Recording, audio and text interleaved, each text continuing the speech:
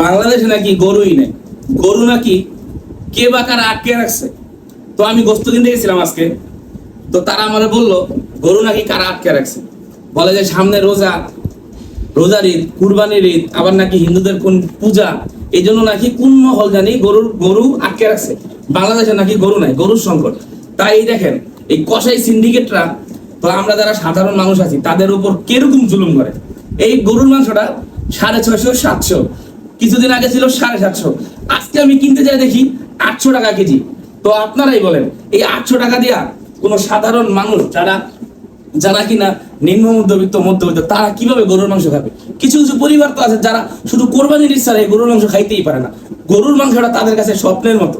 তো যারা যারা এই সিন্ডিকেট গুলি তৈরি করতেছেন, আপনাদের কাছে অনুরোধ এই সিন্ডিকেট গুলি বন্ধ করুন এবং সাধারণ মানুষদের একটু তৃপ্তি অনুযায়ী কিছু জিনিস কিনে খাবার মতো, মানে একটু যেন পারে খাইতে পারে, এরকম দিকটা আপনি একটা বিবেচনা করবেন। আর যারা নতুন সরকার গঠন করছেন, আপনাদের কাছে আমার অনুরোধ অন্ততপক্ষে এই সিন্ডিকেট গুলি একটু চিহ্নিত করে তারপর এই মানে তাদের যেন যথাযথ ব্যবস্থা গ্রহণ করবেন। আপনাদের কাছে আমার এই একটা অনুরোধ।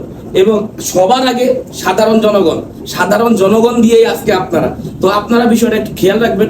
আর এই গরুর মাংসের সিন্ডিকেট একটু ভাঙার চেষ্টা করবেন। শুধু গরুর মাংস না, বাংলাদেশে কিন্তু এখন রমজান উপলক্ষে নানান সিন্ডিকেট তৈরি হবে, সব পণ্যের মূল্য মানে দ্বিগুণ করে দিবে। কিছু কিছু অসাধু সিন্ডিকেট আছে, তাদেরকে একটু আপনারা চিহ্নিত করে যথাযথ ব্যবস্থা নেবেন। তো আমার এই ভিডিওটা আজকে এই পর্যন্তই। সবাই সুস্থ থাকবেন এবং এই ভিডিওটা শেয়ার করে সবাইকে দেখার সুযোগ করে দিবেন। আসসালামু আলাইকুম।